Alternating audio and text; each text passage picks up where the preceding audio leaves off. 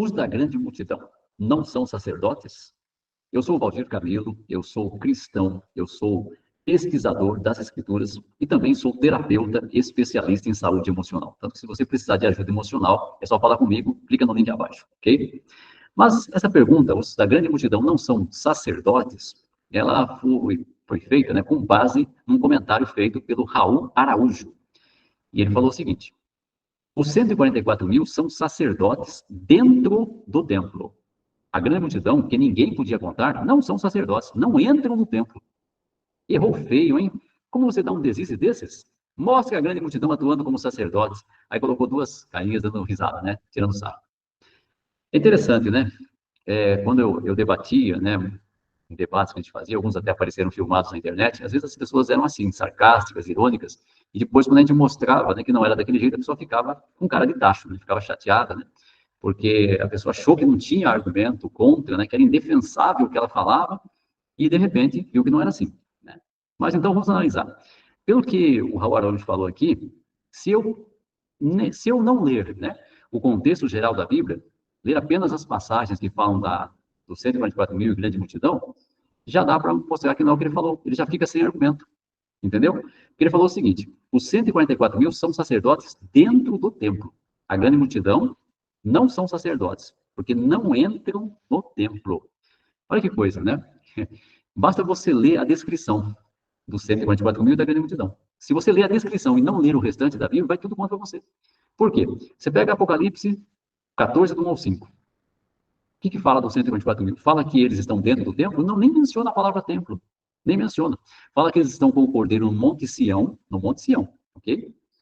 Não se diz que estão no templo, não se diz que são sacerdotes, e não é mencionada nenhuma função sacerdotal. Então, se você pegar só a descrição sem ver o contexto da Bíblia, vai contra você. Totalmente. Você afirmou algo sem estar escrito. E sobre a grande multidão que você falou, né, que nem entram no templo, não entram no templo, é justamente o contrário. Se você pega Apocalipse 7,15, diz assim: é por isso, falando da grande multidão, que estão diante do trono de Deus e lhe prestam serviço sagrado dia e noite no seu templo. Olha só. Então, olha, pegando as descrições, sem a gente analisar o restante da Bíblia, só isso já vai contra você, não precisa nem argumentar nada. É só ler Apocalipse 14, 1 a 5, e ler Apocalipse capítulo 7, do 9 ao 17. Só ler que já vai contra você. Olha que interessante. Textualmente, eu nem precisaria argumentar, poderia terminar o vídeo aqui. Mas a gente quer entender, né, o sentido dos textos, não é verdade? Então, o ponto é, tanto os 144 mil quanto a grande multidão são cristãos. Isso dá para provar na Bíblia. São cristãos. Apocalipse 14, 4 diz sobre os 144 mil. Estão seguindo o Cordeiro. Se estão seguindo o Cordeiro, são cristãos. Se estão em pé no Monte Sião com o Cordeiro, são cristãos. E a grande multidão também é composta de cristãos? Sim. Apocalipse 7,10 diz: clamavam em alta voz, devemos a salvação ao nosso Deus, que está sentado no trono, e ao Cordeiro. Então atribuem a salvação a Cristo. E o 7,14 diz: eles lavaram as suas vestes compridas e as embranqueceram no sangue do Cordeiro. Então são cristãos, acreditam no sacrifício de Cristo. Então os dois grupos são cristãos. E todos os cristãos são sacerdotes. Isso não é eu que estou falando, tá? Está nas cartas, né? Isso está nas cartas. Olha só, 1 Pedro 2,5. Ele fala aqui para os cristãos: vocês mesmos, como pedras viventes, estão sendo edificados como casa espiritual para ser um sacerdócio santo, a fim de oferecer sacrifícios espirituais aceitáveis a Deus por meio de Jesus Cristo.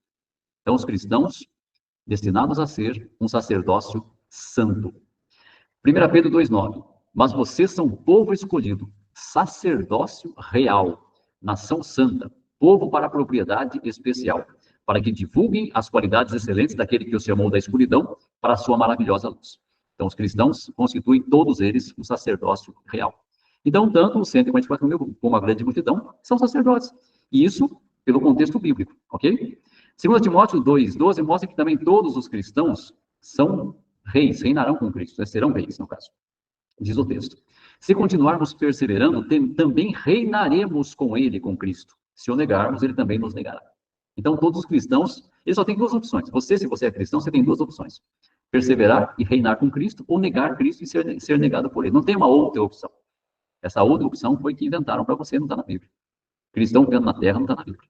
Entendeu? É uma opção que não existe. Ok? Os que viveram na terra não são os cristãos. São os não cristãos. 1 Coríntios 6:2 também mostra que os cristãos serão juízes. Diz aqui, ou vocês não sabem que os santos julgarão o mundo? Então, todos os cristãos ocupam essas três funções: reis, sacerdotes e juízes. E Efésios 4:4 mostra que só tem uma esperança cristã. Diz aqui, há um só corpo e um só espírito, assim como há uma só esperança a que foram chamados. Os cristãos foram chamados a uma só esperança, não tem duas esperanças cristãs. Entendeu? Isso é textual, uma só esperança. E qual é essa esperança? 1 Pedro, capítulo 1, versículos 3 e 4, responde: Louvado seja o Deus e Pai do nosso Senhor Jesus Cristo, pois, segundo a sua grande misericórdia, ele nos deu um novo nascimento para uma esperança viva, por meio da ressurreição de Jesus Cristo dentre os mortos. Qual que é essa esperança viva? Ele continua: para uma herança imperecível, sem mancha e que não se apaga. Ela está reservada nos céus para vocês. Então fica claro, né? Todos esses comentários que eu recebo são de pessoas que já estão com a mente programada a receber uma programação artificial, que não está na Bíblia. Essa programação diz que há duas classes de cristãos, né, contrariando Efésios 4:4, que lá diz que os cristãos têm uma só esperança, e foi criada mais uma esperança para cristão, né, contrariando frontalmente a Bíblia, e por isso que as pessoas vêm, né, fazendo esses comentários.